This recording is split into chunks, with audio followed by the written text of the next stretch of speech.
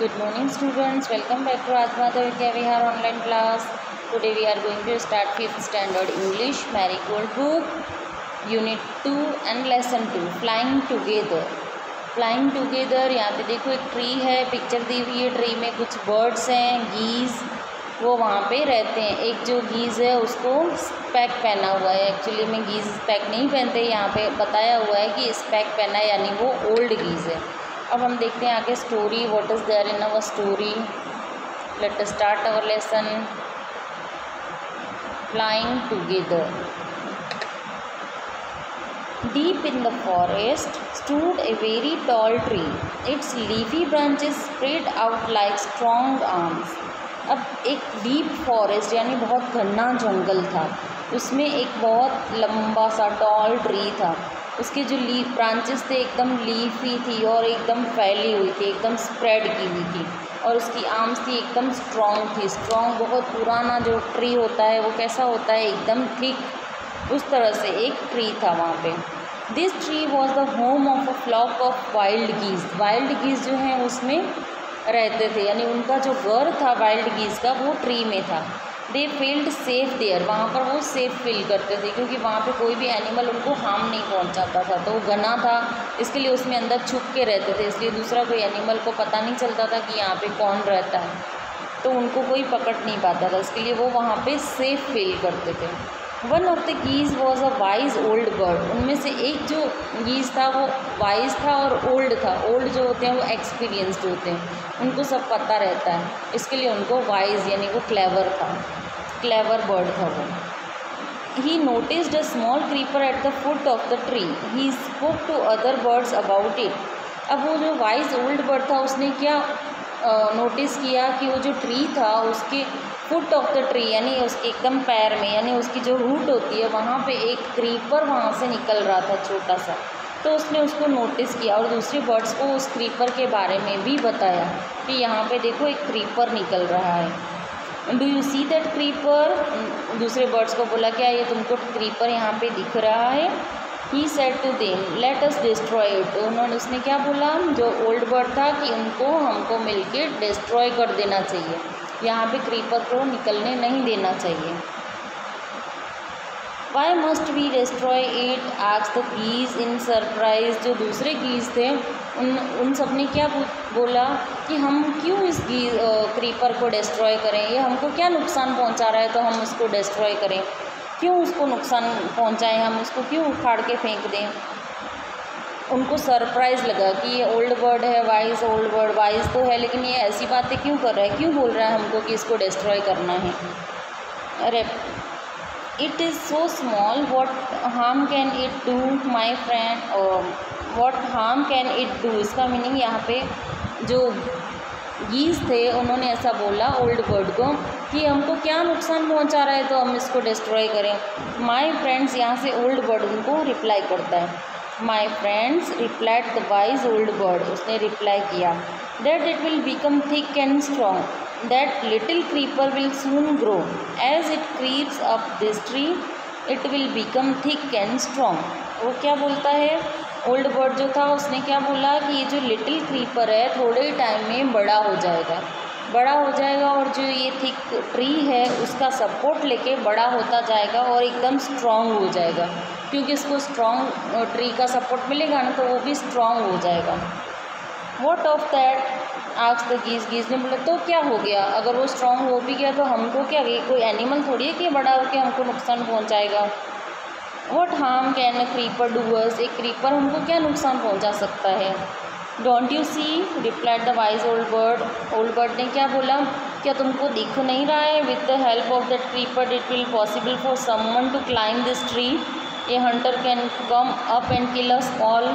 तो क्या बोला, तुम लोगों को दिख नहीं रहा है कि ये जब बड़ा हो जाएगा तो बड़ा होके ये ट्री के चारों तरफ फैल जाएगा, जब फैल जाएगा तो उसमें कोई भी उसके ऊपर चढ़ के और हमको नुकसान पहुंचा सकता है। अभी तो ट्री के ऊपर कोई चढ़ नहीं सकता है, लेकिन जब क्रीपर फैल जाएगा तो क्रीपर के ऊपर पैर रख के और ऊपर आ सकता है ट्री पे।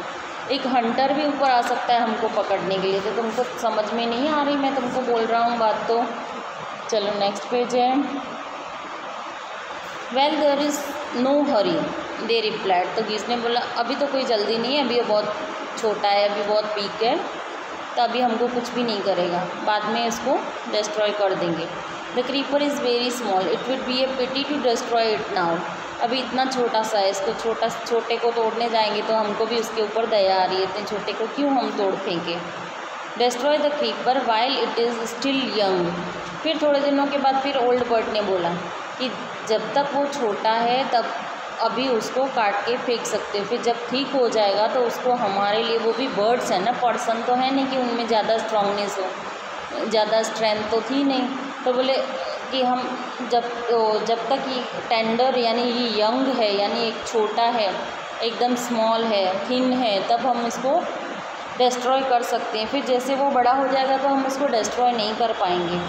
द ओल्ड बर्ड एडवाइज, उन्होंने एडवाइस की, now it is tender and you can cut it easily. तो उसने क्या बोला कि अब ये छोटा है तो तुम सब मिलके आराम से इसको तोड़ के निकाल सकते हो। Later it will become hard and you will not be able to cut it. अब जैसे ही वो बड़ा हो जाएगा तो ठीक हो जाएगा, फिर तुम लोग उसको मिलके भी नहीं काट पाओगे। वी विल सी, ऐसा बोला वो बर्ड्स ने। गीज़ ने, दूसरे गीज़ ने क्या रिप्लाई किया कि हम देखेंगे जब वो बड़ा हो जाए, answer the birds. But they did not destroy the creeper, पर उन लोग ने क्रीपर को डिस्ट्रॉय नहीं किया और वो बात भूल गए। They forgot the wise old bird advice जो दी थी वो भूल गए और अपनी मस्ती में दिन निकलते गए। As the creeper grew, creeper बड़ा होता गया, it began winding its way up the tree, और उसको अपना जो रास्ता है वो ट्री के ऊपर ऐसे वाइंडिंग करके अपनी ब्रांचेस फैलाता गया और अपना रास्ता बनाते वो बड़ा होता गया। देखो आपको उसमें पिक्चर में भी दिख रहा है ना, उसने कैसे अपना रास्ता उसने सपोर्ट लिया ट्री का और राउंड राउंड घूम के अब वाइंडिंग करके और पूरा ऊपर तक फैल गया है। Stronger and stronger it became, धीरे धीरे वो ज़्यादा और स्ट्रॉन्ग होता गया। Until it was as strong as a thick rope, और लास्टली वो एकदम थिक रोप आती है ना, रस्सी, उसके जैसा एकदम स्ट्रॉन्ग बन गया। One morning when the geese had gone out in search of food, a hunter came to the forest. अब एक बार क्या हुआ, जब वो अपने फूड के लिए सुबह में वो अपने नेस्ट में से निकल जाते थे, फिर वो शाम को आते थे रिटर्न फूड की सर्च में बाहर जाते थे। तो जब सारे बर्ड्स चले गए तो एक हंटर वहाँ पे फॉरेस्ट में आया। So this is where the wild geese live, तो ये हंटर वहाँ पर ही आके रुका जहाँ पे वो ट्री पे वाइल्ड बर्ड्स रहते थे। वाइज मीन्स वो वाइल्ड गीज रहते थे। He said to himself, when they come back in the evening I shall catch them.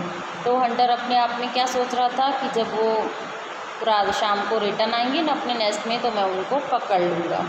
The Hunter climbed up the tree with the help of the creeper. अब वो creeper की help से वो tree के ऊपर चढ़ गया, क्रीपर के ऊपर पैर रख के सपोर्ट से ऊपर चढ़ गया। He got to the top, एकदम टॉप पे चला गया। एंड स्प्रेड, अब नेक्स्ट पेज आ गया हमारा। And spread is net there, और उसने अपनी जो नेट थी वहाँ पे स्प्रेड कर दी यानी फैला दी। Then he climb down and went away, वहाँ से नीचे उतर गया और चला गया कहीं दूर, क्योंकि उसको देख के गीज़ भाग जाते, इसलिए वो कहीं जाके छुप गया, वो गीज़ के आने का वेट करने लगा। In the evening the geese return home, अब शाम हुई तो घर पे वापस आ गए geese. They did not notice the net, उन्होंने नेट को देखा ही नहीं। As they flew into the tree they were trapped, जब जैसे ही वो ट्री के अंदर एंटर हुए और वो सब ट्रैप्ड हो गए यानी नेट में फंस गए। They struggled hard to get out, बहुत सारी हार्ड ट्राई की कि उसमें से निकल जाएं, बट कुड नॉट, लेकिन नहीं निकल पाए। अब क्या करते, वो हेल्पलेस हो गए। फिर क्या चिल्लाने लगे, help help cried the geese चिल्लाने लगे, हेल्प करो, हमारी हेल्प करो। We are caught in the hunter's net, oh what shall we do, हम हंटर की नेट में फंस गए हैं, हमको बचाओ, हम क्या करें, ऐसे करके वो चिल्लाने लगे। Don't make a first now said the old wise bird, अब जो वाइज ओल्ड बर्ड था उसने क्या बोला, अब चिल्लाने की कोई ज़रूरत नहीं, मेक अ फर्स्ट नाउ यानी चिल्लाओ मत अभी, अब चिल्लाने की कोई ज़रूरत नहीं। Long ago I told you to destroy the creeper, मैंने बोला था ना तुमको पहले कि ये क्रीपर को डिस्ट्रॉय कर दो, नहीं तो हमको प्रॉब्लम होगी। बट यू डिड नॉट, पर तुम लोगों ने सुना ही नहीं। Now see what has happened. अब देखो क्या हुआ, मेरी बात तो तुम लोगों ने मानी नहीं। घर में भी ऐसा होता है ना, कभी हम जो बड़े होते हैं उनकी बात नहीं मानते हैं तो पापा का भी बोलते हैं मैंने तो बोला था ऐसा नहीं करो, मम्मी बोलती है ना ऐसा मैंने तो बोला था ऐसा मत करो, लेकिन तुम लोगों ने मेरी बात नहीं मानी, अब भुगतो।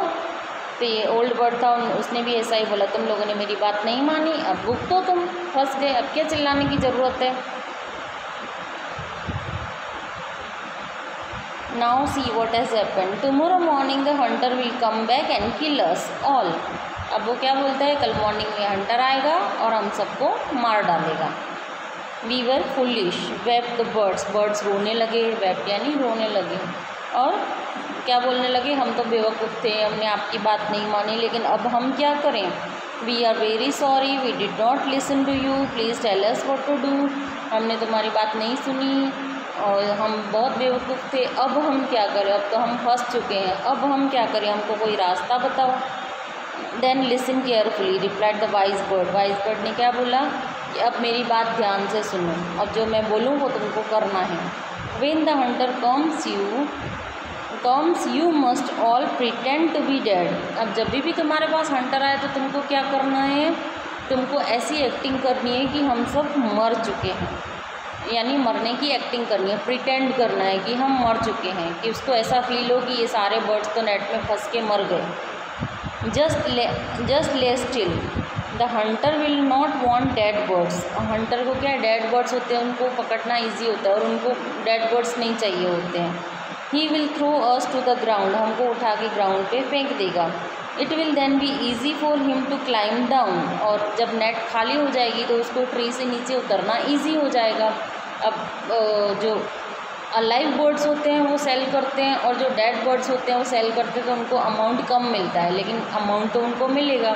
इसके लिए वो हंटर डेड बर्ड्स को भी लेके तो जाएगा, लेकिन वो क्या करेगा, ऊपर से नीचे उतरना उसको हैवी लगता है ना, नेट में बर्ड्स को पकड़ के नीचे उतरना।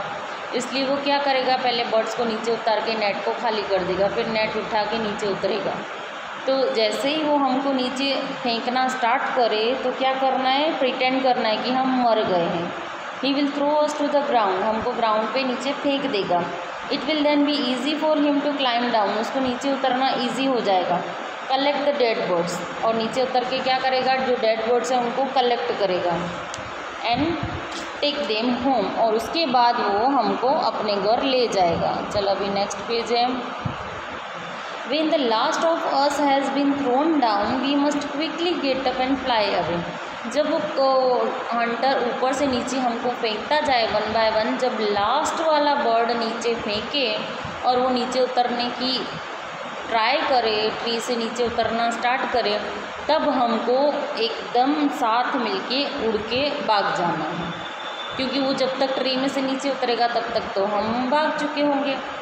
फ्लाई करके तो फटाफट भाग सकते ना, लेकिन जब अगर उसने एक ही गीज़ बर्ड को नीचे फेंका और वो फ्लाई करके उड़ गया तो उसको पता चल जाएगा कि बाकी सब प्रिटेंड कर रहा है, फिर बाकी सबको पकड़ के ले जाएगा, सिर्फ एक ही बचेगा।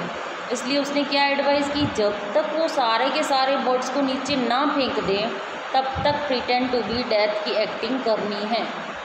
ओके, चलो अब नेक्स्ट पैरा में क्या है।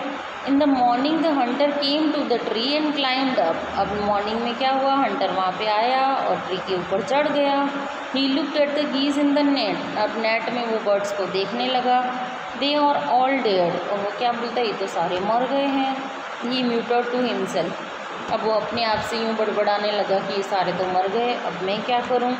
ही threw them out of the net one by one. अब उसने नेट में से एक एक करके उनको नीचे फेंकना स्टार्ट कर दिया। मर गए, अब क्या करेगा वो। The birds lay still until the last one had been thrown down. अब लास्ट वन बर्ड जब तक नीचे नहीं फेंका तब तक वो बर्ड्स एक्टिंग करने लगे मरने की। Then all at once they got up. अब लास्टली जब लास्ट बर्ड को उसने नीचे फेंका तो उसने क्या किया, वो बर्ड्स ने अचानक से सारे बर्ड्स एक साथ खड़े हो गए। फ्लैप देयर विंग्स, विंग को फ्लैप किया। एंड फ्लू अवे, और दूर भाग गए। The Hunter was taken by surprise. Hunter जो है वो तो ट्री के ऊपर ही था, अभी नीचे उतरा ही नहीं था, वो एकदम सरप्राइज हो गया, ये क्या हो गया। From the top of the tree he watched all geese fly away. अब टॉप ऑफ द ट्री पे था वो, नेट अपनी वो फोल्ड करके नीचे उतरने की तैयारी कर रहा था, तो उसने देखा सारे गीज भाग गए। तो एकदम सरप्राइज़ हो गया, एकदम म्यूट हो गया। अब वो क्या करे, अब तो उसके पास कोई रास्ता ही नहीं। वो खाली वहाँ पे खड़े खड़े सारे गीज़ को उड़ते हुए देख रहा था और कुछ कर भी नहीं सक रहा था। तो चलो ये हो गई हमारी स्टोरी यहाँ पे कंप्लीट। यहाँ पे न्यू वर्ड्स यानी उनकी मीनिंग्स दी हुई है, वो देख लेते हैं हम। Geese plural of goose, large web footed birds, एकदम वेब फुट होते हैं उनके बर्ड्स जो होते हैं उनके। और गूज उनका सिंगुलर होता है, उनका प्लूरल होता है गीज़। गूज का प्लूरल होता है गीज़। यहाँ पे फ्लॉक ऑफ बर्ड्स है इसलिए, यानी ज़्यादा बर्ड्स हैं इसके लिए यहाँ पे गीज़ वर्ड यूज़ किया। अगर एक सिंगल बर्ड होता है तो उसको गूज बोलते हैं। नेक्स्ट वर्ड है creeper, plant that need support to grow usually along a wall और अ ट्री। एकदम वीक प्लांट होता है जिसको ग्रो होने के लिए सपोर्ट चाहिए होता है। तो किसी भी, या तो वॉल का सपोर्ट चाहिए, या तो ट्री का सपोर्ट चाहिए, या तो अपने घर में भी मनी प्लांट होता है तो उसको थ्रेड बांध देते हैं तो वो थ्रेड के ऊपर ऊपर बड़ा होता जाता है। तो उसको वीक प्लांट होता है, उसको सपोर्ट की ज़रूरत होती है, तो उसको बोलते हैं क्रीपर। नाउ नेक्स्ट है winding, go in circular spiral course, यानी गोल गोल घूमना, उसको बोलते हैं वाइंडिंग। स्पाइरल कोर्स यानी स्पाइरल, अपने नहीं बहुत सारे पेजेस होते तो उनको स्पाइरल वाइंडिंग करवाते हैं। तो स्पाइरल वाइंडिंग यानी वो एकदम फैला देना, अपनी चीज़ें फैला के, जैसे वो क्रीपर है, वाइंडिंग यानी वो अपनी बढ़ाता गया, अपनी जो थिकनेस है उसको बढ़ाता गया ट्री की हेल्प से। चलो नेक्स्ट है muted, spoken in a low tone. Muted यानी अपने मोबाइल को भी म्यूट कर देते हैं ना, म्यूट यानी उसका आवाज़ स्लो कर देते हैं, या लो टोन यानी एकदम लो टोन में बात करना, तो म्यूटेड। या तो साइलेंट भी बोल सकते हैं, एकदम साइलेंट हो गए, म्यूट हो गए। अब फ्लैप्ड यानी move wings up and down. अब उनके जो गीज़ होते हैं उनके जो वो विंग्स होते हैं वो बड़े बड़े होते हैं, तो वो अप एंड डाउन करते हैं, उनमें फ्लैपिंग की आवाज़ आती है, तो फ्लैप्ड करते हैं उसको। फ्लैप्ड यानी move wings up and down. Okay, तो here our meanings also completed, here our lesson 2 completed. We will meet soon again in the next lecture जिसमें हम वर्कबुक का सॉल्यूशन कंप्लीट करेंगे। Okay, till then bye bye.